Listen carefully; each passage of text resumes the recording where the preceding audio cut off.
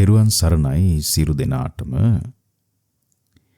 මා මේ ඔබට පැහැදිලි කරගෙන යන්නේ නිර්වාණගාමී ප්‍රතිපදාවේ නියැලෙන කෙනෙකුට ඒ ප්‍රතිපදාව පිළිබඳව අවබෝධයෙන් යුක්තව පහසුවෙන් ඉදිරියට යන්නට නම් මොන වගේ දැක්මක් නිවන් මාර්ගයේ පිළිබඳව ඔබ ඇති කරගත යුතුද?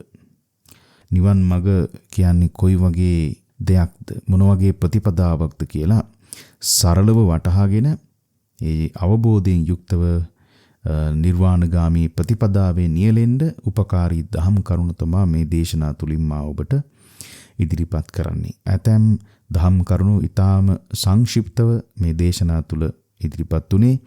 නමුත් ඉදිරියේදී පවත්වන දේශනා තුලින් මේ දහම් කරුණු පිළිබඳව විස්තර වශයෙන් ඉගෙන ගන්න අවස්ථාවක් තියෙනවා. පින්වතුනි, ඔබ බොහෝ කාලයක් පුරාවට සීලය පිළිබඳව ධර්ම දේශනා තුලින් ඉගෙනගෙන ඇති. කොහොමද සීලය දියුණු කරන්නේ? ඒ වගේම සමාධිය පිළිබඳවත් ඔබ නොයෙක් දහම් කරුණු ඉගෙනගෙන ඇති. කොහොමද සමාධිය දියුණු කරන්නේ? ඒ වගේම ප්‍රඥාව පිළිබඳවත් ඔබ ඉගෙනගෙන ඇති. කොහොමද ප්‍රඥාව දියුණු කරන්නේ? මෙන්න මේ සීල සමාධි ප්‍රඥා කියන ත්‍රි ශික්ෂාව කොහොමද මා දියුණු කරන්නේ කියන දහම් කරුණු ඔබ නොයෙක් ආකාරයෙන් මේ වෙනකොට ඉගෙනගෙන ඇති. අන්නේ ඒ දැනුමට මෙන්න මේ කරුණත් එකතු කරගත යුතුයි. ඒ තමයි ඔබේ අපේක්ෂාව වෙන්නේ සෝහන් ආදී මාර්ගඵල ලබන්නට නම්. මාර්ගඵල ලබනවා කියලා කියන්නේ මොන වගේ අවබෝධයකට පැමිණීමක්ද කියන කරුණත් ඔබ වටහාගත යුතුයි. මාර්ගඵලයක් ලබනවා කියලා කියන්නේ මොන වගේ වෙනසක් ඇතුලේ වෙන එකටද? මොන වගේ වෙනසක්ද සෝහන් ආදී ආර්ය ශ්‍රාවකයෙක් තුල ඇති වෙන්නේ කියන මේ කරුණ ඔබ හොඳින් වටහාගත යුතුයි. විශේෂයෙන්ම පින්වතුනි, මේ කරුණ සරලව වටහා ගන්න. පෘථග්ජන භූමියේ ඉන්න කෙනෙක්ට ආර්ය භූමියට පැමිණෙන්න නම්, එහෙම නැත්නම් සෝතාපන්න ආදී මාර්ගඵලයක් ලබන්නට නම් පෘථග්ජන භූමියේදී තම මනස මෙහෙවපු ආකාරයෙන්ම දිගටම කටයුතු කරලා ආර්ය භූමියට පැමිණෙන්න බෑ කියන දහම් කරුණ මතක තියාගන්න. පෘථග්ජනයේ හිතන ආකාරයෙන් හිතලා සෝතාපන්න උත්තමයෙක් වෙන්න පුළුවන්කමක් නැහැ කියන එකයි මේ කියන්නේ. විශේෂම දේ තමයි තමන්ගේ ආධ්‍යාත්මය තුළ පරිවර්තනයක් වෙන්න නම් මනස මෙහෙවන ආකාරය වෙනස් කරගත යුතුමයි. සෝතාපන්න වෙන්න අපේක්ෂා කරන කෙනෙක් දියුණු කරගත යුතු විශේෂ හැකියාවක් තියෙනවා. ඒ තමයි පින්වතුනි යෝනිසෝ මනසිකාරය. නුවණින් විමසීම කියලා හඳුන්වනවා. තවත් ආකාරයකින් කියන්න පුළුවන් මානසිකාර කෞශල්‍ය කියලා. නුවණ මෙහෙවන ආකාරය වෙනස් කරගත යුතුමයි සෝතාපන්න ආර්ය ශ්‍රාවකයෙක් වෙන්න. මේක විශේෂ දෙයක් පින්වතුනි. මේක විශේෂම දේ. ඔබ සිතන පතන ආකාරය වෙනස් වෙන්න ඕන. යෝනිසෝ මනසිකාරය කියන්නේ සිතන පතන ආකාරය කියලා සරලව හිතන්න බෑ. නුවණින් විමසන ගුණය, හැකියාව ඔබ තුල ඇති කර ගන්න ඕන. මේක විශේෂයි. ඔබ නුවණින් විමසමින් තමයි දෛනික වැඩ කටයුතු කරගෙන යන්නේ. නමුත් පින්වතුනි, ඔබේ විමසීම තියෙන්නේ කාම ලෝකයේ දේවල් වලට නම්, කාමයේ පසුපස යන්න නම්, කාම වස්තු දියුණු කරගන්න නම්, ඉතින් ඒ තුලින් කෙලෙස් ප්‍රහාණයක් වෙන්නේ නැහැ. සංයෝජන දුර්වල වීමක් වෙන්නේ නැහැ. අකුසල් ප්‍රහාණයක් වෙන්නේ නැහැ. ඒ වගේම සමහර විට ඔබ නුවණින් විමසන්නේ නොඑක් යම්කිසි විශේෂ කරුණක් නම්, ගණිතය, භෞතික විද්‍යාව, රසායන විද්‍යාව හෝ එහෙම නැත්නම් තවත් නොඑක් විශේෂ කරුණක් නම් පින්වතුනි, ඒ තුලිමුත් ඔබේ විමසුම් නුවණ දියුණු වෙන්න පුළුවන්. නමුත් කෙලෙස් ප්‍රහාණයක් ඒ තුලින් වෙන්නේ නැහැ. සංයෝජන ප්‍රහාණයක් වෙන්නේ නැහැ. එහෙමනම් මේ නුවණින් විමසනවා කියන එක මොන වගේ දෙයක්ද? පින්වතුනි, සංයෝජන ප්‍රහාණය වීම පිණිස ඊට අනුකූලව නුවණින් විමසන ගතියක් තමයි මේ යෝනිසෝ මනසිකාරය කියලා කියන්නේ. මේ විස්තරාත්මකව පැහැදිලි කරගත යුතු දෙයක්.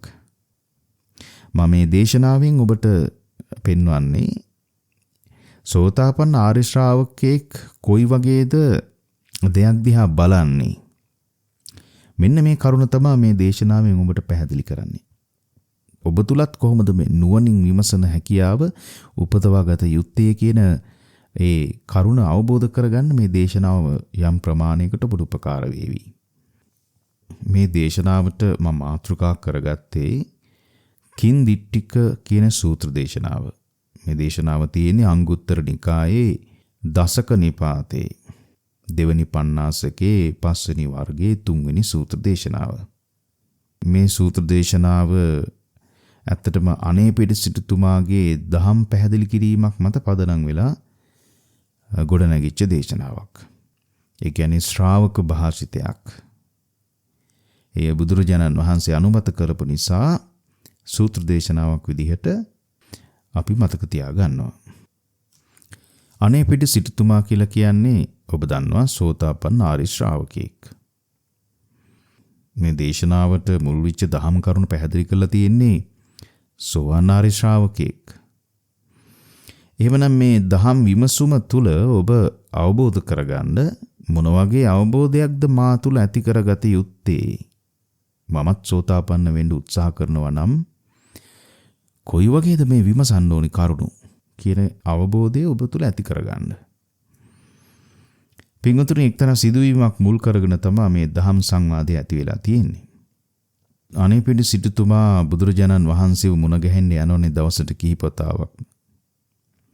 ඉතින් දවල් වරුවක අනේපිඩ සිටුතුමා බුදුරජාණන් වහන්සේ බැහැ දකින්න භික්ෂුන් වහන්සේලාට උපස්ථාන කරන්න පිටත් වුණා. නමුත් ඔහුට තේරුණා තාම සුදුසු වෙලාව නෙවෙයි. තව ටිකක් පරක් වෙලා යන්න ඕන. ඉතින් ඒ නිසා මම මේ අන්‍ය තීර්ථකයෝ ඉන්න අන්‍ය පරිබ්‍රාජකයෝ ඉන්න ආරාමිකට ගිහිල්ලා ඒ අයත් එක්ක කතා බහ කරලා තව ටිකකින් මම යන්න ඕන කියලා අදහස් කළා. මොකද අන්‍ය පරිබ්‍රාජකයන්ට එහෙම වෙලාවක් කලාවක් නැහැ ඒ කට්ටියගේ වැඩ කටයුතු වල. ඉතින් ඕන වෙලාවක ගිහිල්ලා කතා කරන්න සුදුසුයි. ඒ විදිහේ ප්‍රතිපදාවක තමයි ඒ අයගේ කටයුතු සිද්ධ වෙන්නේ. එහෙම හිතලා අනේපිඩ සිටුතුමා දන්න එක්තරා පරිබ්‍රාජකාරාමයකට ගියා. ඒ වෙලාවේ අන්‍ය තීර්ථකයෝ මහා ගෝසාවෙන් කතා කර කර හිටියේ. අනේපිඩ සිටුතුමා ඈතින් ඉනව දැකලා එතන හිටපු කෙනෙක් කියනවා, අප්පසද්ද කාමාකෝ පනතේ ආයස්මන්තෝ. ඔය එන ආයස්මතුන් වහන්සේ නිශ්ශබ්දතාවයේ ප්‍රිය කරන කෙනෙක්.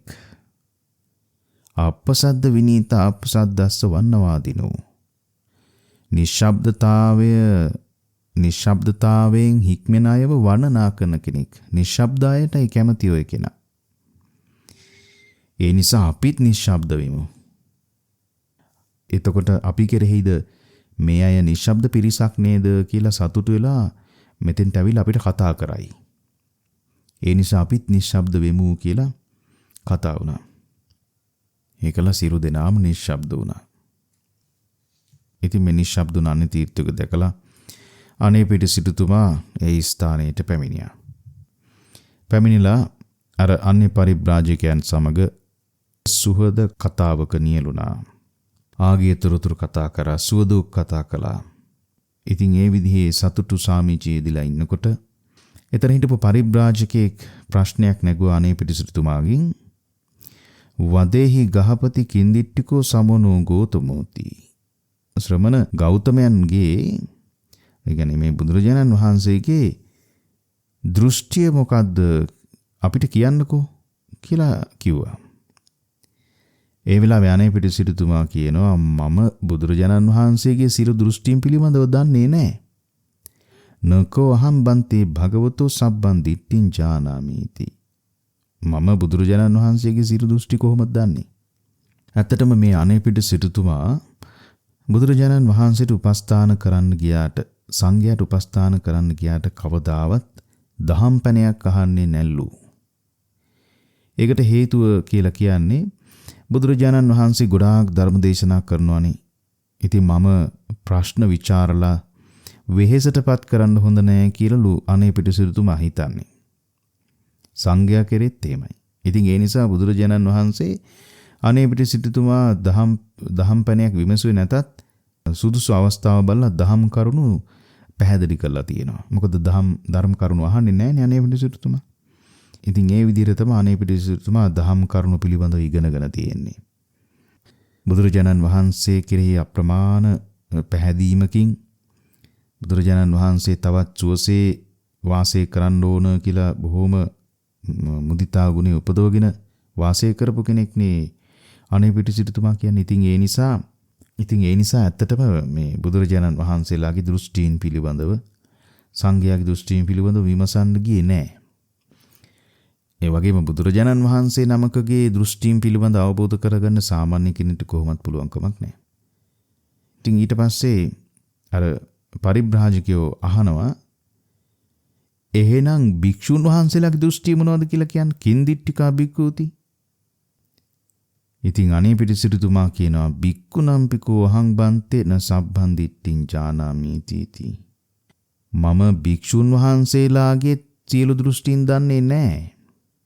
මං කොහොමද දන්නේ භික්ෂුන් වහන්සේලාගේ දෘෂ්ටීන්? ඊට පස්සේ අහනවා පරිබ්‍රාජකයෝ එහෙනම් ගෘහපතිය සිටුතුමනි ඔබගේ දෘෂ්ටියවත් අපිට කියන්න. වදේහි ගහපති කින්දිට්ඨිකෝසි ත්වන්ති. ඔබගේ දෘෂ්ටිය කියන්නකෝ. ඔබගේ දෘෂ්ටිය කියන්න. මේ වෙලාවේ අනේපිඬු සිටුතුමා බොහෝම බුද්ධිමත්ව කටයුතු කරනවා. බැරි වෙලාවත් තමන්ගේ පැහැදිලි කිරීමක් තමන්ගේ දෘෂ්ටියක් පිළිබඳව යම් ප්‍රකාශයක් මේ වෙලාවේ කරොත් මේ අන්‍ය තීර්ථකයෝ ගොඩට ප්‍රශ්න පිට ප්‍රශ්න අහලා වෙහෙසටපත් වෙන අය විතරයි දහම් කරුණක් අවබෝධ කරගන්න උත්සාහ කරන්නේ නැහැ. ඒ නිසා හොඳම දේ තමයි මම ඒ අයගේ දෘෂ්ටිය ගැන ඉස්සලා විමසන එක කියලා හිතලා කියනවා මේ ඒතං කෝ බන්තේ අම්මෙහින දුක්කරම් ව්‍යාකාතුම් යන් දිට්ඨිකාමයන්ති. මගේ දෘෂ්ටිය ගැන කියන එක ඒ තරම් අමාරු වැඩක් නෙවෙයි. ඒ නිසා ඔබගේ දෘෂ්ටිය ඉස්සලා කියන්න ඊට පස්සේ මම පැහැදිලි කරන්නම් මගේ දෘෂ්ටිය කියලා කිව්වා. මේක තමයි හොඳම ක්‍රමය. එයාලගේ දෘෂ්ටිය ගැන පැහැදිලි කරාට පස්සේ තමන්ගේ දෘෂ්ටිය පැහැදිලි කරාම එතකොට අනේපිඬු සිටුතුමාට හොඳට කරුණු ප්‍රශ්නයක් ඇහුවත් කරුණු විමසන්න කරුණු තියෙනවා. එතකොට මේ අන්‍ය පරිබ්‍රාජකයෝ තමන් එක එක්කනාගේ තියෙන දෘෂ්ටි ඉදිරිපත් කරන්න ගත්තා. මේ එකම නායකයෙක් යටතේ එකම ගුරුවරයෙක් යටතේ ඉගෙන ගන්න කටයුතු කරන පිරිසක්. හැබැයි එක්කින් එක්කනාට තියෙන විවිධ දෘෂ්ටි. කොයි වගේ කාලගෝට්ටියක් තියෙන්නේ නැද්ද මේ පිරිස අතර? ඔන්න එක පරිබ්‍රාජකයෙක් කියනවා සස්සතෝ ලෝකෝ. මේ ලෝකය කියලා කියන්නේ සදාකාලික දෙයක්. ඒක තමයි මගේ දෘෂ්ටිය. ඉදමේව සත්‍යං. ඒකම තමා ඇත්ත. මෝගමඤ්ඤන්ති. අනිත් දෘෂ්ටි සියල්ල බොරු. ඊට පස්සේ ඒක අභිබවා යන්න තව කෙනෙක් කියනවා තමන්ගේ දෘෂ්ටිය ගැන. නෑ ඒක නෙවෙයි. අසස්සතෝ ලෝකෝ. මේ ලෝකය කියලා කියන්නේ ස්ථිර දෙයක් නෙවෙයි. ඉදමේව සත්‍යං. ඒක තමයි ඇත්ත. මෝගමඤ්ඤන්ති. අනිත් ඒවා ඔක්කොම බොරු. ඊළඟට තව එක්කෙනෙක් කියනවා අන්තවා ලෝකෝ. ලෝකය කියන්නේ අන්තවත් දෙයක්. ඒක තමයි මගේ දෘෂ්ටිය. ඉදමේව සත්‍යං. ඒකමයි ඇත්ත. මෝගමඤ්ඤන්ති. අනිත් ඒවා ඔක්කොම බොරු. තව එක්කෙනෙක් කියනවා අනන්තවා ලෝකෝ. ලෝකේ අන්තවත් නෙමෙයි අන්තවත් නෑ. ඒක තමයි මගේ දෘෂ්ටිය. ඒකමයි හරි. ඉදමේව සත්‍යං. අනිත් ඒවා ඔක්කොම බොරු. මෝගමඤ්ඤන්ති. ඉතින් ওই විදිහට දෘෂ්ටි ටික කියාගෙන යනවා. ඔන්න තව එක්කෙනෙක් කිව්වා තන් ජීවං තන් ශරීරං. ශරීරය කියන්නේ ජීවය කියන්නේ දෙකම එකක්. ඒ දෙකක් නෙවෙයි. ඒක තමයි මම නම් දන්නේ. මේක තමයි මම දකින්න දේ. ඉදමේව සත්‍යං මෝගමඤ්ඤන්ති. මගේ ඒ හිතන එකම තමයි හරි. මේ කාගේවත් දෘෂ්ටි හරි නෑ. ඊට පස්සේ ඒක අභිබව යන්න තව එක්කෙනෙක් කියනවා අඤ්ඤං ජීවං අඤ්ඤං ශරීරං. නෑ ශරීරය කියන්නේ වෙනම එකක්. ජීවය කියන්නේ වෙන එකක්. ඉදමේව සත්‍යං මෝගමඤ්ඤන්ති. ඉතින් ඒක තමයි හරි. අනිත් ඒවා ඔක්කොම බොරු. ওই විදිහට දෘෂ්ටි ගණනාවක් කියාගෙන ගියා. ඔය වගේම දෘෂ්ටි ගණනාවක්. දැන් සාමාන්‍ය කෙනෙක්ටවත් මේක අහගෙන ඉන්නකොට තේරෙනවා එක අරමුණක ඉන්න පිරිසක් නෙවෙයි. යම්කිසි පදනමක් මත ඉඳලා උපදවාගත්ත ධර්ම අවබෝධයක් තුලින් කියන කතාවක් නෙවෙයි. ওই කාරණාව සාමාන්‍ය බුද්ධිමත් කෙනෙකුට තේරුම් ගන්න පුළුවන් මේ අන්‍ය පරිබ්‍රාජකයන්ගේ ස්වභාවය. මේ කරුණු සියල්ලම අහගෙන ඉඳලා අනේපිට සිටුතුමා ඒ කරුණ පිළිබඳව පොදුවේ යම් ਵਿਚාරයක් කරනවා. මේක ඊටම වැදගත් පින්වතුනි. ඔබ වුණත් යම් දෙයක් කෙරෙහි මේ ආකාරයෙන් දකින්න පුරුදු වෙන්න. මෙය ඊටම වැදගත්. ඉමස්සා යස්මතෝ දිට්ටි අත්තනෝවා අයෝනිසෝ මානසිකාර හේතු උප්පන්න. ඔබ සියලු දෙනාගේම ඔය තියෙන දෘෂ්ටි නුවණින් විමසීමකින් තොරව හටගත් ඒවා වෙන්න ඕන. ඒක බැලු බැලනටම පේනවා. මොකද එකම ගුරුවරයෙක් යටතේ ඉන්න පිරිසක් එකට ඉන්න පිරිසක් හැබැයි හැම එකිනෙකනාට තියෙන පරස්පර විරෝධී දෘෂ්ටීන් ගණනාවක්. නුවණින් විමසීමකින් තොරව හටගත්ත දේවල් වෙන්න ඕනි ඕවා. පරතෝ ගෝසපච්චයාව. එහෙම නැත්තම් වෙන කවුරු හරි කියප එකක් තමයි ඔය කියන්නේ. වෙන කවුරු හරි කිව්ව එකක් හිතේ තියාගෙන ඔය කියන්නේ. සාකෝ පනේසා දිට්ටි භූතා. ඔය දෘෂ්ටි හටගත් ඒවා. ඔය දෘෂ්ටි ඉපදිච්ච දේවල්. සංකත සකස් කරගත්ත දේවල්, සකස් වෙච්ච දේවල්. චේතයිතා හිතින් හදාගත්ත දේවල්. පටිච්ච සමුප්පන්නා හේතුඵල ධමයට යටත් හේතුප්‍රත්‍ය ධර්මතා. යංකෝපන කිංචි භූතං යමක් හටගත් යමක් ඉපදුනාද සංගතං සකස් වෙලාද චේතයිතං සිතින් හදාගත්තාද පටිච්ච සමුප්පන්නං හේතුඵල ධමයට යටත්ද තද නිච්ඡං ඒවා අනිත්‍යයි. ඒක අනිත්‍යයි. යද නිච්ඡං තන් දුක්ඛං අනිත්‍ය නම් ඒකම තමයි දුක. යන් දුක්ඛං තදේවසෝ ආයස්මා අල්ලීනෝ. දැන් ඒ දුකට තමා ඔබ හැමදෙනාම ඇලිලා ඉන්නේ. තදේවසෝ ආයස්මා අජ්ජෝපකතෝ ඒ දුකේ තමා ඔබ බැසගෙන ඉන්නේ කියලා ප්‍රකාශයක් කළා. මේ කරුණ පින්වතුනි අපි ටිකක් පැහැදිලි කරගමු. ඊටාම වටිනවා. මේ ප්‍රකාශය කරේ අනේපිට සිටුතුමා පොතකින් බලලා හෝ වෙන කෙනෙක් කිව්ව නිසා හෝ නෙවෙයි. අනේපිට සිටුතුමා අවස්ථානුකූලව ඒ සිදුවීම වටහාගත් ආකාරය තමයි අපිට මෙතනින් තේරුම් ගන්න තියෙන්නේ. මේ කරුණ කොහොමද එතුමට වැටහුනේ? අනේපිට සිටුතුමා කියන්නේ සෝතාපන්නාරි ශ්‍රාවකෙක්. සෝතාපන්නාරි ශ්‍රාවකෙක් කොයි වගේද කරුණ විමසන්නේ? පින්වතුනි මේ කියන්නේ අර අනි පරිබ්‍රාජිකයෝ විවිධ මත ප්‍රකාශ කරන්නේ. එකිනෙකට පරස්පර විවිධ දෘෂ්ටීන් තියෙන්නේ. ඒවා මේ නුවණින් තොරව උපදවගත්ත දේවල්. කවුරුත් කියන දෙයක් දරාගෙන Tamante හිතු මතේ හදාගත්ත දේවල්. ඒක තමයි මෙතන චේතයිතා කියලා කියන්නේ. වැරදි දෘෂ්ටියක් නම් පින්වතුනි ඒක කොහොමත් හිතින් හදාගත් එකක්. ඒක කොහොමත් පටිච්චසමුප්පන්නයි. වැරදි දෘෂ්ටියක් හදාගන්න අවිද්‍යාව, මෝහය, ඒ වගේම මානය, ලැජ්ජා බය නැති ස්වභාවය මෙන්න මේ කරුණු හේතු වෙනවා. අන්නේ හේතු ටික ප්‍රත්‍ය වෙලා තමයි ඒ වගේ දෘෂ්ටියක් කෙනෙක්ගේ ඇති වෙන්නේ. ඒ කරුණු ගණනාවක් සකස් වෙලා ඒ දෘෂ්ටිය හැදෙන නිසා පින්වතුනි ඒක සංකත ධර්මයක්, සකස් වෙච්ච එකක්. සකස් වුණා කියලා කියන්නේ ඒක ඉපදීමක්. භූතා.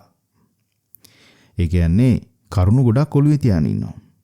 ඒක හරියට තේරුම් ගන්න පින්වතුනි කූඩයක් හිසේ තියාගෙන යන ගමන් පාර දෙපැත්තේ තියෙන කුණු ගොඩවල් ඔක්කොම ඒ කූඩේ පුරව ගත්තොත් එහෙම ඉන්න ඔබ දැකලා ඇති පාර දෙපැත්තේ මනස ව්‍යාධි විච්ච උම්මන්තක විච්ච අය යම් යම් දේවල් ඔළුවේ තියාගෙන යනවා. අන්න ඒ වගේම එකක් තමයි මේ තියෙන්නේ. කිසිම පදනමක් නැති කරුණු ගණනාවක් ඔළුවේ තියාගෙන ඒක දෘෂ්ටියක් විදිහට අල්ලගෙන ඉන්නවා. පින්වතුනි යමක් සකස් වුණා නම් ඒක හේතුඵල ධමයෙන් යුක්තයි. හේතුන් නිසානේ හටගත්තේ. යමක් සකස් වුණා කියලා කියන්නේ යම් දෙයක් ඒ විදිහට ගොඩ ගැහුණා නම් ඒක සංකත ධර්මයක්. කරුණු එකතු වෙලා හැදිච්ච දෙයක්. ඒක සිතින් මවාගත් එකක්. යමක් හේතුන් නිසා හටගත්තා නම් ඒ හේතු නැති වෙනකොට නැති වෙන ස්වභාවයෙන් යුක්තයි. හේතු මත පදනම් වෙච්ච දෙයකට කියනවා පින්වතුනි අනිත්‍ය වූ ධර්මතාවයක්. තද නිච්ඡං. යමක් අනිත්‍ය නම් ඒක අල්ලගත්තොත් ඒකම තමා පින්වතුනි දුක. ඇයි ඒක හරි වෙහෙසක්. අනිත්‍ය වූ දෙයක් රැක ගන්නවා කියන එක අමාරු දෙයක්. අනිත්‍ය වූ දෙයක් ඇසුරු කරනවා කියන එක අල්ලන් ඉන්නවා කියන එක අමාරු දෙයක්. ඒක බරක්. අර කුණු ගොඩක් ඔළුවේ තියාගෙන ඉන්නවා වගේ දෙයක්. යන් දුක්ඛං තදේව සුආයස්ම අල්ලිනෝ. ඉතින් ඒ දුක අල්ලගෙන ඉන්නවා. ඒ නිසා ඒ අය ඒ දුකේ එල්බගෙන ඉන්නවා කියලා කියනවා අජ්ජූපගතෝ. මේ දහම් කරුණ පින්වතුනි හුදෙක් මේ අන්‍ය පරිබ්‍රාජිකයන්ට විතරක් ආදේශ කරලා දකින්නට එපා. මේක ඔබේ ජීවිතයට අනුබද්ධ කරගන්න. ඔබේ ජීවිත අත්දැකීම් මේ තුලින් පැහැදිලි කරගන්න. මා ඒ කරුණ ඔබට පැහැදිලි කරන්නම්. පින්වතුනි මේ ලෝකේ සදාකාලිකයි, ලෝකේ සදාකාලික නෑ. ලෝකේ කියන අනන්තවත් දෙයක්. ලෝකේ කියන්නේ අනන්තවත් දෙයක් නෙවෙයි. ජීවේ කියන එකයි ශාරීරිය කියන එකයි එකයි. ඔය වගේ දෘෂ්ටි විතරක්ම නෙවෙයි පින්වතුනි මේ දෘෂ්ටි කියලා කියන්නේ. යම් දෙයක් දැඩිව අල්ලගත්තා නම් ඔබ ද්වේෂය මූලික වෙලා ඒකත් මිත්‍යා දෘෂ්ටියක්. යම් දෙයක් ඔබ අල්ලගත්තා නම් සිතින් රාගයේ මුල් වෙලා ඒකත් වැරදි දෘෂ්ටියක්. දෘෂ්ටිගත වීමක්. උදාහරණයක් ජීවිතයේ ඔබ ලබන අත්දැකීම් එක්ක ඔබ හිතා ගන්නවා සමහර විට අන්න අහවල් කෙනා මට නිඳා කළා. අහවල් කෙනා මාව අපහාසයට කළා. අහවල් කෙනා මගෙන් පලිගන්න ආවා. මම නිඳා ලැබිය යුතු කෙනෙක් නෙවෙයි කියලා අල්ලන් ඉන්නවා. ඒ කෙනා මට මගෙන් පලිගත් එක වැරදි කියලා දෘෂ්ටියක් හිතේ තියාගෙන ඉන්නවා. ඒ කෙනා මට ප්‍රශංසා කළ යුතුයි. නිඳා කළ යුතු නෑ. මම මෙහෙමයි කියලා හිතින් දෘෂ්ටියක් අල්ලගෙන ඉන්නවා.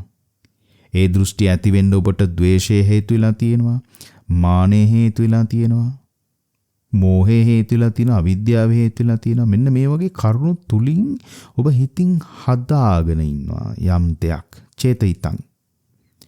බලන්න මේ වගේ දේවල් ජීවිතේ නැද්ද කියලා.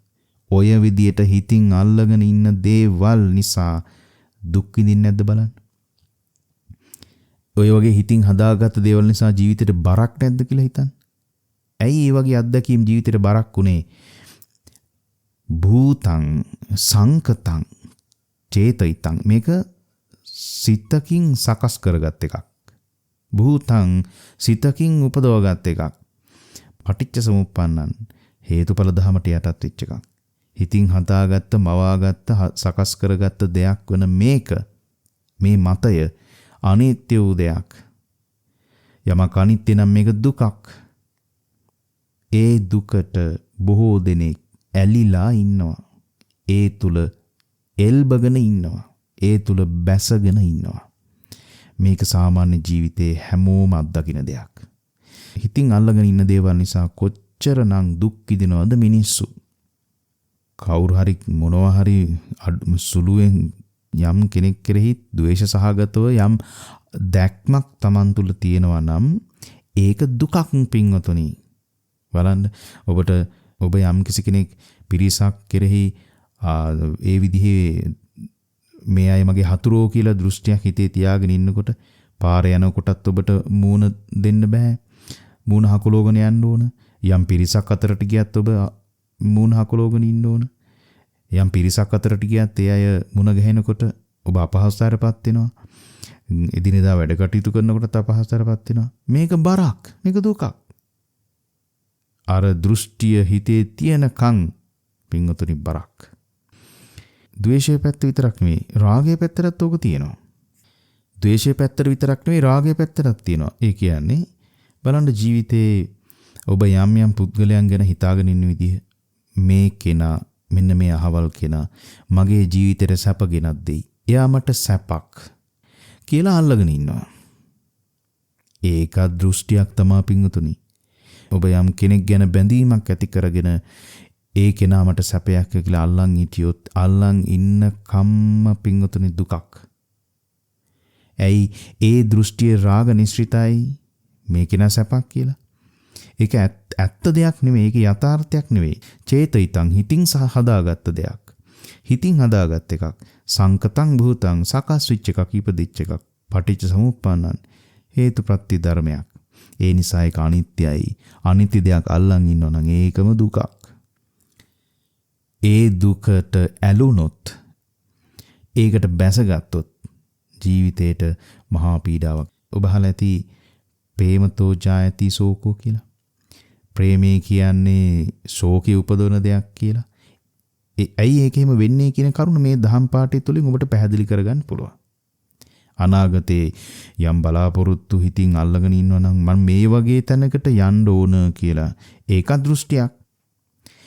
ඒ වගේ දෘෂ්ටියක් දැඩිව ග්‍රහණය කරගෙන හිටියොත් ඔබට ඒක ජීවිතේ බරක්.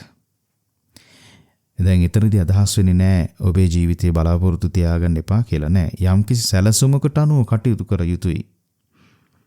ඒ සැලසුමකට අනුව කටයුතු කරනවා කියන එක ඔබේ ජීවිතේට අපහසුයක් නෙවෙයි, ඒක පහසුවක්. නමුත් අනවශ්‍ය බලාපොරොත්තු ගොන්නක් හිතේ තියාගෙන ඉන්න එක, යම් යම් පුද්ගලයන් කෙරෙහි විශ්වාසය තියලා යටත් පිරිසින් දරුවන් ගැන හරි මේ දරුවන් මට සැපයක් වෙයි කියලා හිතාගෙන හිටියොත් එහෙම හිතාගෙන ඉන්න තාක්කල් දුකක්මයි, පීඩාවක්මයි. ඒක බරක්මයි. මොකද තමන් ඒ අපේක්ෂා කරන දේ එහෙම වෙන්නේ නැහැ. හේතුව ඔබ හිතින් හදාගත් එකක් ඒක. ඒක ඇත්තක් නෙවෙයි. ඒ තාක් ඔබට දුකක් තියෙනවා. මෙන්න මේවා තමයි සාමාන්‍ය ජීවිතේ අපි අල්ලගෙන ඉන්න දෘෂ්ටි. කොයිතරම් දෘෂ්ටි ප්‍රමාණයක් ඔය වගේ අපේ ජීවිතවල තියෙනවද? අනේ කරුණ පින්වත්නි අපි අවබෝධ කරගන්න ඕන. ඇතැම් අවස්ථාවල ඔය වගේ දැඩිව ග්‍රහණය කරගත්ත දෘෂ්ටි නිසා බොහෝ කාලයක් දුක් විඳිනවා. අපි ගොඩාක් දුර යන්න ඕනේ නැහැ. උදාහරණයක් ගන්න. දෙව්දත්තරගේ ජීවිතේ බලන්න. බෝසතාණන් වහන්සේත් එක්ක වෛර බැඳගන්න පටන් ගත්තේ අර රන් තලියක් මුල් කරගෙනනේ. සේරිවානිජ කච්චපුට කියන මේ වෙළඳ දෙබෑයුන්ගේ කතාවනේ. ගම් යුරට ගිහිල්ලා බෝසතාණන් වහන්සේට කියනවනේ අර සේරිවානිජ වෙලෙන්දා ඔය රන් තලිය මට දියන්. ඔක මගේ. අන්න එතනින් තමයි වෛරය ඇති වුනේ. ඒ කියන්නේ අතීතේ දෙව්දත්ත එහෙම නැත්තම් ඒ සේරිවානිජ වෙලෙන්දා හිතුවේ අර කෙනා මට ආයිති රන්තලිය ගත්තා. ඒක මට දිය යුතුයි. ඒක මගේ එකක්. ඒක එක දෘෂ්ටියක්. ඊළඟට භයානකම දෘෂ්ටිය තමයි ඔයක නොදුන්න නිසා ඔබ දඬුවම් විදිය යුතුයි. මමම ඔබට දඬුවම් කරනවා ඉපදෙන જાතියක් ගානේ. ඒක තවත් දෘෂ්ටියක්. ඔය අල්ලගත්ත දෘෂ්ටි ටික නිසා පින්වතුනි සසරේ උපදින ජීවිතවල බෝසතාණන් වහන්සේ මුණ ගැහුණද අර වෛරය ඉස්මතු වෙලා ඇවිල්ලා ඔන්න පලි ගන්නවා. ඒ විදිහට මේ දෙව්දත්ත සසර පුරාවට බොහෝ පව් රැස් කරගත්තා. ඒ විතරක් නෙවෙයි බුදුරජාණන් වහන්සේ මුණ ගැහුණු ජීවිතයේදීත් අනන්තාරේ පාප කර්ම දෙකක්ම කරගෙන මදි නොකියන්න මේ මොහොතේ දුක් විඳිනවා. අර වැරදි දෘෂ්ටියක් අල්ලගත්ත නිසා. ඒ වගේ පින්වතුනි ඔබේ ජීවිත දෙසට යොමු වෙලා බලන්න. කොයි තරම් දෘෂ්ටි ප්‍රමාණයක් අපේ ජීවිතය අල්ලගෙන ඉන්නවද? ඒ අල්ලන් ඉන්න හැමදේම බරක්. ඇයි? ඒවා සිතින් සකස් කරගත දේවල්, අනිත්‍ය ධර්මතා. ඒ නිසා මේ අනිපිටිසිතුමා අන්‍ය පරිබ්‍රාජකයන්ට ප්‍රකාශ කරපු දහම් පාඨයක් කියන තැනින් නතර වෙන්නේ නැතුව එය අපේ ජීවිතයට පමුණවාගෙන බලමු. ඉතින් අනිපිටිසිතුමා ওই විදිහට ඔබ දුකක් අල්ලගෙන ඉන්නේ, ඔබ බැසගෙන ඉන්නේ ඒ දුකටමයි කියලා ප්‍රකාශයක් කළා. ඉතින් ඊට පස්සේ අන්‍ය පරිබ්‍රාජකයෝ කියනවා දැන් අපේ දෘෂ්ටීන් ගැන කිව්වනේ. අපේ දෘෂ්ටීන් ගැන කිව්වා. ඔය කතා අපිට වැඩක් නැහැ. බ්‍යා කතානිකෝ ගහපති අම්මේ අපේ කතාව අපි කිව්ව අපේ දෘෂ්ටි ගැන කිව්වානේ. කිං දිට්ඨිකෝ සිතුවන්ති වදේහි ගහපති කිං දිට්ඨිකෝ සිතුවන්ති දැන්වත් ඔබගේ දෘෂ්ටි ගැන කියන්න. අපිට ඒක දැනගන්න ඕන. අන්න ඊට පස්සේ අනේපිටිසිතුමා තමන්ගේ දෘෂ්ටිය ගැන ප්‍රකාශ කරනවා. යංකෝ භන්ති කිංචි භූතං ස්වාමීනි බලන්න මේ අනේපිටිසිතුමා අන්‍ය පරිබ්‍රාජකෙක් තුනත් මේ ගරුත්වයේ තියලා කතා කරන ස්වාමීනි භන්තේ යමක් හටගත් දෙයක්ද සංකතං සකස් වෙච්ච දෙයක්ද චේතිතං හිතින් හදාගත් එකක්ද පටිච්ච සමුප්පන්නං හේතුප්‍රත්‍ය ධර්මයට යටත් දෙයක්ද ඒක තද නිච්ඡං එය අනිත්‍ය වූ දෙයක්. යද නිච්ඡං තං දුක්ඛං. යමක් අනිත්‍ය නම් ඒකම තමයි දුක. යන් දුක්ඛං යමක් දුකයිද තං නේතන් මම. ඒක මම කියලා දකින්න බෑ. ඒක මම නෙවෙයි. නේසෝ හමස්මි. ඒක මගේ කියලා දකින්න බෑ. ඒක මගේ නෙවෙයි. නමේසෝ අත්තාති. ඒක මගේ ආත්මයක් නෙවෙයි. ඒවන් දිට්ඨිකෝ අහං බන්තේති. ආන්න ඒ වගේ දෘෂ්ටියක් තමයි මට තියෙන්නේ කියලා කිව්වා. අනේ පිටිසිරුතුමා කලින් අර අන්‍ය පරිබ්‍රාජකයන්ට කිව්වේ ඔබ ඔය හිතින් හදාගෙන ඉන්න දේවල් සියල්ල පටිච්චසමුප්පන්නයි. ඒවා අනිත්‍ය දේවල්. ඒ අනිත්‍ය දේ දුකයි. ඒ දුක ඔබ අල්ලගෙන ඉන්නවා. ඇයි එහෙම කියන්න හේතුව? ඇයි කියවනේ එක එක්කන තමන්ගේ දෘෂ්ටි ප්‍රකාශ කරනකොට කියවනේ මේක මේ ලෝකයේ සදාකාලිකයි. මේක තමයි ඇත්ත අනිත්‍යව බොරු කියලා කිව්වනේ. ඒ කියන්නේ ඒ තමන්ගේ අදහස අල්ලගෙන ඉන්නේ. පදනමක් නැතුව. ඉතින් එතරින් පැහැදිලි ඒකට දෘෂ්ටියෙන් තමන්ගේ මත අල්ලගෙන ඉන්නේ. පදනමක් නැතුව. නමුත් අනේ පිටිසිතුමා කිව්වා මොනවා හෝ අනිත්‍ය ධර්මතාවයක්. ඒක දුකයි. දුක් දේ මම කියලා ගන්නෙ නෑ. මගේ කියලා ගන්නෙ නෑ. ඒක මගේ ආත්මය කියලා ගන්නෙ නෑ. ඒක තමයි මගේ දෘෂ්ටිය. ඒක අහගෙන හිටපු අන්‍ය පරිබ්‍රාජකේ කල්පනා කරනවා. දැන් අපේ දෘෂ්ටි ගැන ඔක්කොම අහගෙන ඉඳලා අපිට ප්‍රහාරයක් එල්ල කරානේ. අපි මේ දුකක් අල්ලගෙන ඉන්නේ දුකකට බැසගෙන ඉන්නේ කියලා. ඒ නිසා මමත් ඒකට මොනවද කියන්න ඕනි කියලා කල්පනා කර කර හිටපු කෙනෙක් අන්‍ය පරිබ්‍රාජකයෙක් කියනවා මේ ගෘහපතිය යමක් ඉපදුනාද සංකතං සකස් වුණාද චේතිතං හිතින් සකස් කරගත්තද පටිච්චසමුප්පන්නං හේතුඵල ධමයෙන් යුක්තද තදනිච්ඡං ඒක අනිත්‍යයි. යදනිච්ඡං තං දුක්ඛං යමක් අනිත්‍ය දෙක දුකයි. යන් දුක්ඛං තදේව ත්වං ගහපති අල්ලීනෝ. ගෘහපතිය ඔබත් ඒ වගේ දුකක් අල්ලගෙන ඉන්නේ හිතින් හදාගෙන. තදේව ත්වං ගහපති අජ්ජූපගතෝති. ඔබත් ඒ දුකේ බැසගෙන නේද ඉන්නේ කියලා කිව්වා. ඊට පස්සේ පින්වත්නි අනේ පිටිසිතුමා ඊටාම ප්‍රඥාවන්ත විදිහට ඊටාම අවබෝධයෙන් පිළිතුරක් දෙනවා. කියනවා යංකෝ භන්තේ කිංචි භූතං යමක් හටගත්තද ඉපදුනාද සංකතං සකස් වුණාද චේතිතං හිතින් හදාගත් දෙයක්ද පටිච්චසමුප්පන්නං හේතුපත්ති ධර්මයෙන් යුක්ත තද නිච්ඡං ඒක අනිත්‍යයි. යද නිච්ඡං තං දුක්ඛං යමක් අනිත්‍ය දෙක දුකයි. යන් දුක්ඛං තං නේතං මම දුක් දේ මම නෙවෙයි. නේසෝ හමස්මි ඒක මගේ නෙවෙයි. නමේසෝ අත්තාති ඒක මගේ ආත්මය නෙවෙයි. මෙන්න මේ කියන ස්වභාවය ඒව මේතං යථා භූතං සම්මප්පඤ්ඤාය සුද්ධිට්ඨං ඔය කියන දැක්ම මම කාගෙන්වත් අහගෙන නෙවෙයි මගේම නුවණින් මාතුල උපදවාගත්ත නුවණින් ඒ කියන දේ ඒ විදිහටම දැක්කා. කවුරුත් කියන නිසා නෙවෙයි මම දියුණු කරපු නුවණින් ඔය කරුණු ඔය විදිහටම දැක්කා. කවුරුත් කියපු දෙයක් මං කියනවා නෙවෙයි. මම නුවණින් දැකලයි මේ කියන්නේ. යථා භූතං ඔය දේ ඔය විදිහට මං දැක්කා නුවණින්. තස්සච උත්තරින් නිස්සරණං යථා භූතං ජානාමිති. අනිත්‍යයි කියලා මං දැක්ක ධර්මතා. ඒ ධර්මතා අල්ලගන්න සුදුසු නෑ. ඒවට තියෙන කැමැත්ත තව දුරටත් හිතින් අයින් කරන්න ඕන කියලත් අවබෝධයක් මට තියෙනවා. ඒවන්තේ පරිබ්‍රාජිකා තුන්හි භූතෝ ඒක අහගත්තට පස්සේ කියන්න දෙයක් නෑ පරිබ්‍රාජකයන්ට. නිශ්ශබ්ද වුණා. මංකු භූතා තේජස් රහිත වුණා. අර ඉස්සලා හොඳට කතා කරන්නේ හරි ශබ්දව අපි හරි මමමයි හරි අනිත් අය වැරදි කියලා. දැන් ඒ තේජස් මොකක්වත් නෑ රහිත වුණා. තේජස් රහිත වුණා. පත්තක් කන්ද ඇඟ පහතට හරව ගත්තා. ඔබ දැකලා ඇති නීතියෙන් දඬුවම් කරන්න එක්කන් යන නොඑක් වැරදි කරපු අය කොහොමද මේ යන්නේ ඇඟ හකුලෝගෙන මේ හරි අසරණව. අන්න ඒ වගේ ඇඟ පහතට හරව ගත්තලු. අදෝ මුඛ මුහුණ යටට හරව ගත්තලු. පජ්ජායන්තා සෝකයෙන් අපටිභානා කරුණු නොවැහැටි නිසීදින්සු කල්පනා කර කර හිටියලු. ඇයි එහෙම වුනේ? කියන්න දෙයක් නැහැ. ඒ කට්ටියට. ඇයි කියන්න දෙයක් නැත්තේ? අනේ පිටිසිටුතුමා කියනවා මම ওই විදිහේ දෘෂ්ටියක් තියාගෙන ඉන්නේ කවුරුත් කියපු නිසා නෙවෙයි. දුක පිළිබඳව මම මගේ නුවණින්ම දැක්කා. නුවණින් අවබෝධ කරගත්තා. මා ඒ කරුණ ඒ විදිහටම දැක්කා. ඒ විතරක් නෙවෙයි දුක් දේ අල්ලගන්න සුදුසු නෑ. දුක් දේවල් කෙරෙහි තියෙන කැමැත්ත අයින් කරගන්න ඕන කියලා අවබෝධිකුත් මට තියෙනවා. එතකොට කියන්න බෑනේ මේ දුක අල්ලගෙන ඉන්නවා කියලා.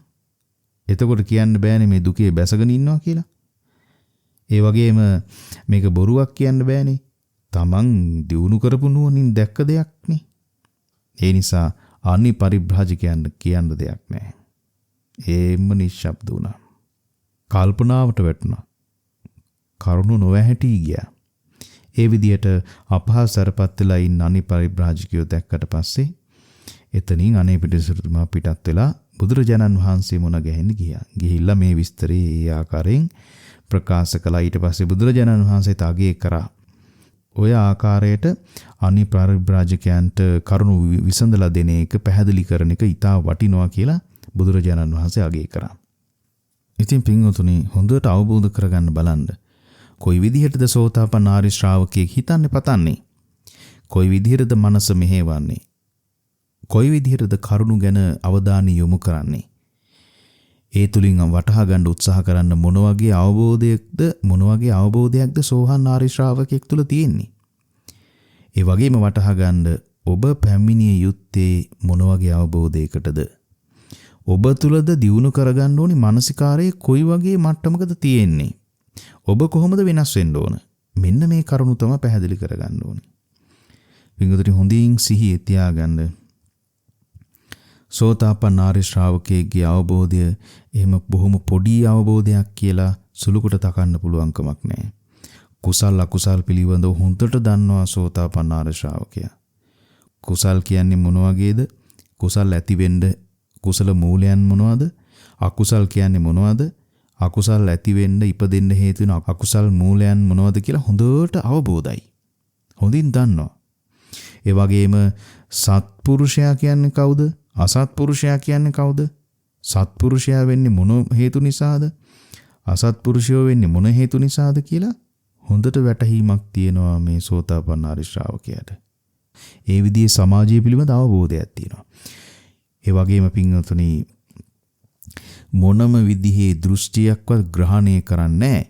මොනම විදිහේ අරමුණක්වත් දැඩිව ග්‍රහණය කරන්නේ නැහැ. Tamanට අරමුණු වෙන මොනම විදිහේ දෙයක්වත් ඇහැට පෙනෙන කනට ඇහෙන මොනම දෙයක් කරවක දැඩිව ග්‍රහණය කරන්නේ නැහැ. මොකද මේ දේවල් අනිත්‍ය වූ දේවල් කියලා දන්නවා. අවබෝධයි. ඒ අවබෝධයේ කවුරුත් කියු නිසා නෙවෙයි Tamanගේ නුවණින් දැකලා අවබෝධ කරගත්ත දෙයක්.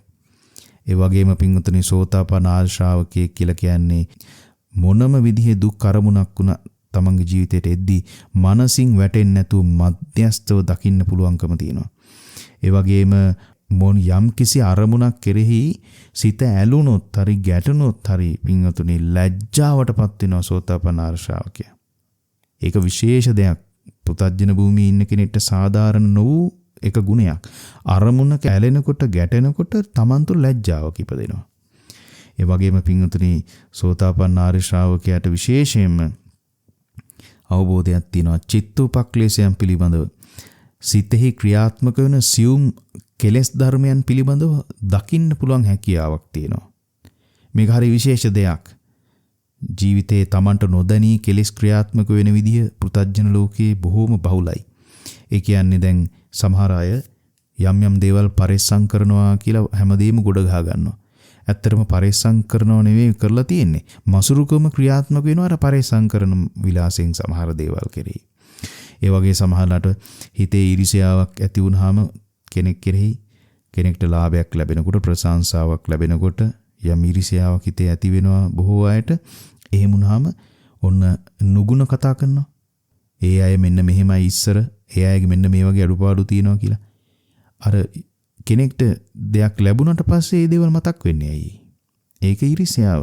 සාධාරණව මං කතා කරනවා කියන එක ඉදිරියට දාගෙන මේ ක්‍රියාත්මක වෙලා තියෙන ඊර්ෂ්‍යාව. අන්න ඒ වගේ චිත්තෝපක්ලේශයන් පිළිබඳව වංචනික ධර්මයන් පිළිබඳව පින්තුනි මේ ගොඩාක් විස්තර කතා කරන්න අවශ්‍යයි. ඒ කෙසේ නමුත් වංචනික වූ ධර්ම ක්‍රියාත්මක වෙන විදිහ චිත්තෝපක්ලේශයන් ක්‍රියාත්මක වෙන විදිහ පිළිබඳව හොඳ වැටහීමක් තියෙනවා සෝතාපන්න ආර්ය ශ්‍රාවකයාට. ඒ වගේම පින්තුනි කිසිම වෙලාවක කාමයට යට වෙන්නේ නැහැ. කාමයට යට කරන්න බෑ සෝතාපන්න ආර්ය ශ්‍රාවකයා. හේතුව කාමයේ හටගන්නේ කොහොමද නැති වෙන්නේ කොහොමද කාමයේ ආස්වාදයේ ආදීනව නිස්සරණය කියන්නේ මොකද්ද කියලා හොඳ අවබෝධයක් තියෙනවා සෝතාපන්න ආර්ය ශ්‍රාවකයාට. ඒ වගේම පින්තුනි සතර අගතියින් කටයුතු කරන්නේ ඡන්දයට, භයට, මෝහයට, ද්වේෂයට යට වෙලා කවදාවත් තීරණ ගන්නේ නැහැ. ඒ වගේම සීලය ගැන සලකනකොට සීලේ වැනි ගුණධර්ම ගැන, ත්‍යාගී වැනි ගුණධර්ම ගැන කතා කරනකොට සීලේ අවශ්‍යතාවය හොඳට දන්නවා.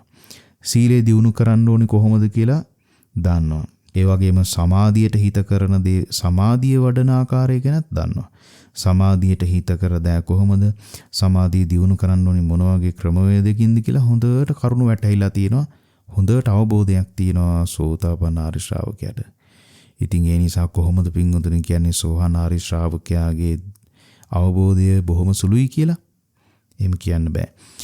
ඒ වගේම සති සමාධි දියුණු කරගන්න සැබෑ මූමනාවක් තියෙනවා සෝතාපන්න ආර්ය ශ්‍රාවකයාට. සතර සතිපට්ඨානෙ දියුණු කරන ආකාරය හොඳට වැටහිලා තියෙනවා. ඒ වගේම තමන් තුළ ඉදිරියට දියුණු කරන්න ඕන තාමත් දියුණු නොවූ ගුණධර්ම මොනවද කියලා අවබෝධයක් තියෙනවා තමන්ගේ ආධ්‍යාත්මය තුළ. ඒ වගේම ඊටාම ගැඹුරු ධම් කරුණත් අවබෝධ කරගන්න පහසුවෙන් වටහා ගන්න හැකියාවක් සෝතාපන්න ආර්ය ශ්‍රාවකයාට තියෙනවා. ඒ තුලින් තුනුරුවන් ගුණ පිළිබඳ අවබෝධයෙන්ම දන්නවා. බුදුරජාණන් වහන්සේ ගැන පොතක පතක තියෙන දේක් දැකලා පැහැදිලා ඉන්නව නෙවෙයි. බුදුහාමුදුරුවෝ කියන්නේ කවුද කියලා, බුදුරජාණන් වහන්සේ කියන්නේ කවුද කියලා අවබෝධයෙන්ම දන්නවා පින්වතුනි. ඒ වගේම විශේෂයෙන්ම ඇහැ කන නාසය ආදී මේ ආයතනයන් තුලට ආයතනයන්ට අරමුණු වෙන ඕනම අරමුණක පංච උපාදානස්කන්ධය බොහොම හොඳින් වෙන් කරලා බලන්න පුළුවන්කම තියෙනවා. ඒ ස්කන්ධයන්ගේ අනිත්‍යතාවය, දුක්ඛතාවය, අනාත්ම ස්වභාවය හොඳින් දකින්න පුළුවන්කම තියෙනවා. හිතන්න නෙවෙයි, දකින්න පුළුවන්කම තියෙනවා. ඒ වගේම හේතුපත් ඒ වගේම පටිච්චසමුප්පාද ධර්මය හොඳින් දන්නවා. ඒ කියන්නේ ආර්ය න්‍යාය හොඳින් අවබෝධයි. ආර්ය න්‍යාය හොඳට වැටහෙනවා.